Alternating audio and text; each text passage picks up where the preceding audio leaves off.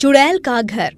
रात का समय था। रात ज्यादा होने के कारण रोड पर कोई भी इधर उधर नहीं जा रहा था कि तभी वहां पर एक भयानक चुड़ैल आती है और खुद से बोलती है, मैं इस गांव वालों को अब नहीं छोड़ूंगी। इन गांव वालों ने मुझे बेरहमी से मार दिया था, उसी तरह मैं इन्हें भी नहीं छोड़ूंगी। जिस तरह मेरी मौत हुई है उसी तरह मैं इन गांव वालों से अपनी मौत का बदला लूंगी। वो चुड़ैल खुद से बात कर ही रही थी कि तभी वहां पर एक लड़का अपने घर जा रहा था। उसे देखकर वो चुड़ैल एक सुंदर सी लड़की बन जाती है और उस लड़के के सामने आकर उसके लिए गाना गाती है। कितनी सावन बरस गई, मेरे प्यासे नैना तरस गई, मैं तेरी बिरहा हूँ सजना, मुझको पहना दे तू कंगना। उस लड़की को देखकर वो लड़का रुक जाता है और उसकी सुंदरता देख उस पर मोहित हो जाता है। वो लड़की गाना गाते हुए पहाड़ों के रास्ते निकल जाती है और उसी के पीछे पीछे वो आदमी भी पहाड़ी पर चलने लगता है। वो लड़की आगे आगे जाती है और लड़का पीछे पीछे जाता है।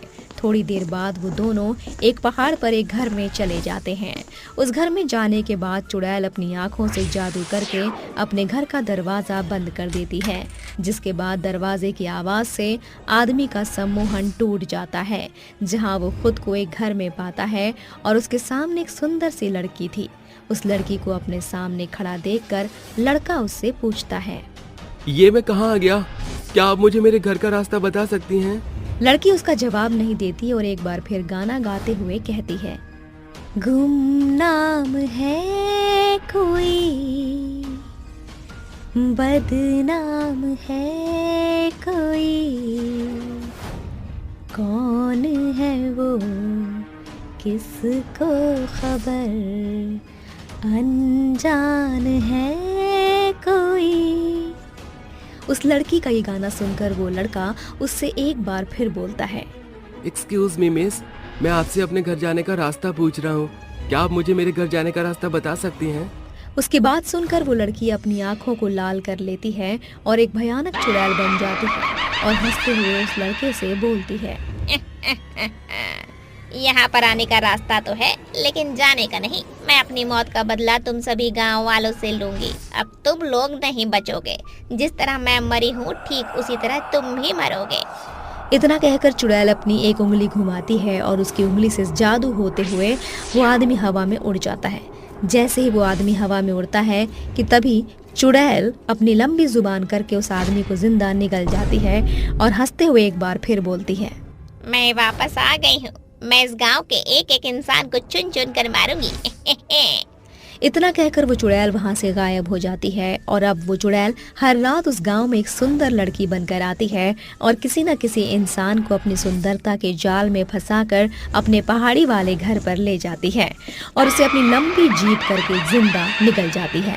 अब उस गांव में लोगों की संख्या कम होने लगी। ये देखकर सभी गांव वाले चिंता में पड़ गए और आपस में बात करके सभी गांव वाले मुखिया के पास जाते हैं और तभी गांव वालों में से एक लड़का जिसका नाम विजय था वो अपने मुखिया से बोलता है, मुखिया जी, हमारे गांव में आए दिन कोई ना कोई गायब हो रहा है। अब तो हमारे गांव में लोगों की संख्या भी कम हो चुकी है। यहाँ पर जरूर कुछ गड़बड़ है। हमें इसके पीछे का राज पता लगाना होगा कि हमारे आखिर गाँव में लोगों को कौन गायब कर रहा है। लेकिन विजय, हम ये कैसे पता लगाएंगे? आज रात कोई भी नहीं सोएगा और सभी लोग अपनी अपनी खिड़कियों से देखेंगे कि आखिर हमारे गांव के लोग कहां जा रहे हैं। विजय की बात से सभी सहमत होते हैं और थोड़ी देर बाद रात हो जाती है।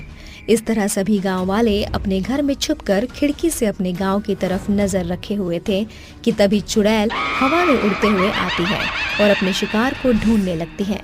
वो आसमान में उड़ ही रही थी कि तभी उसको मीना नाम की एक औरत पानी भरते हुए दिख जाती है। वो चुड़ैल उसके बालों को पकड़कर हवा में उड़ाते हुए पहाड़ों के रास्ते जाने लगती है। सभी गांव वाले दौड़ते हुए चुड़ैल का पीछा करने लगते हैं, जहां वो उसका पीछा करते करते पहाड़ी वाले घर में पहुंच जाते हैं और उस घर का विजय दरवाजा तोड़कर अंदर जाता है, जहां गांव वालों के साथ साथ विजय देखता है कि एक भयानक चुड़ैल मीना की गर्दन पकड़कर उसको हवा में लटकाए हुए है। ये देखकर विजय गुस्से में बोलता है, कौन हो तुम और मेरे गांव वालों को इस तरह क्यों मार रही हो? विजय मेरे बच्चे, तू यहाँ से चले जा। मैं तुझे कोई नुकसान नहीं पहुँचाना चाहती, इसीलिए तू मेरे रास्ते मत आ। चुड़ैल की ये बात सुनकर विजय हक्का बक्का रह जाता है और वो उससे पूछता है। तुम मुझे कैसे जानती हो? आखिर कौन हो तुम? तू अपनी माँ को कैसे भूल सकता है विजय? माँ, ये आप हो? मैंने तो सुना था कि आप जेल के अंदर हो, लेकिन आप तो इस हालत में। माँ, आपकी ये हालत किसने की है? बेटा, आज से 3 साल पहले की बात है। मुझे दमा की बीमारी हो चुकी थी, लेकिन इन गांव वालों ने मुझ पर तरस न दिखाकर मुझे आए दिन ताने मार कर जाते थे। खासकर ये मुखिया। मैं बीमारी की हालत में बिस्तर पर पड़ी रहती थी, लेकिन इस बेशर्म के अंदर इतनी शर्म नहीं थी कि वो आकर मुझे 1 गिलास पानी दे जाए। वो जब भी आता तो मुझसे बोलता, कैसी औरत है रे? एक तो तूने अपने बेटे को शहर में भेज रखा है और यहाँ पर पता नहीं कैसे बीमार पड़ी हुई है। तेरी वजह से हम लोगों का जीना दुश्वार हो रहा है। तेरे शरीर से इतनी बदबू आ रही है कि मैं क्या ही बताऊं। मैं तो बीमार हूँ, लेकिन तू तो बिल्कुल सही है ना। तेरे अंदर इतनी शर्म नहीं है कि तू मुझे 1 गिलास पानी भी पूछ सके। उसकी बातों का जवाब मुखिया नहीं देता और वो वहां से चले जाता है। और थोड़ी देर बाद मुखिया कुछ गांव वालों के साथ पार्वती के घर आता है और उसे धक्के मारकर गांव से निकाल देता है। बेचारी पार्वती बीमारी की हालत में रोते हुए इधर उधर भटक रही थी।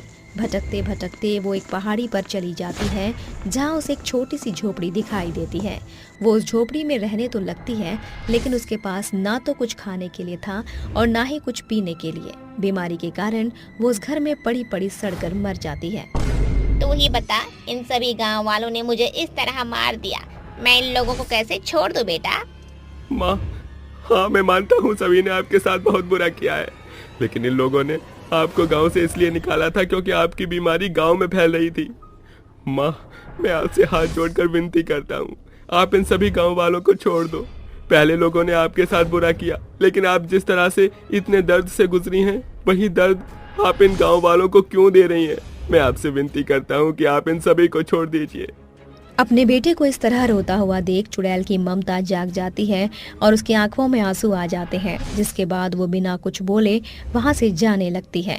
जाते वक्त अपने बेटे को बोलती है, मैं यहाँ से जा तो रही हूँ, लेकिन अगर इस गांव में दोबारा किसी औरत या किसी बुजुर्ग के साथ इस तरह का बर्ताव हुआ तो मैं वापस आऊंगी और यहाँ पर तहलका मचा दूंगी।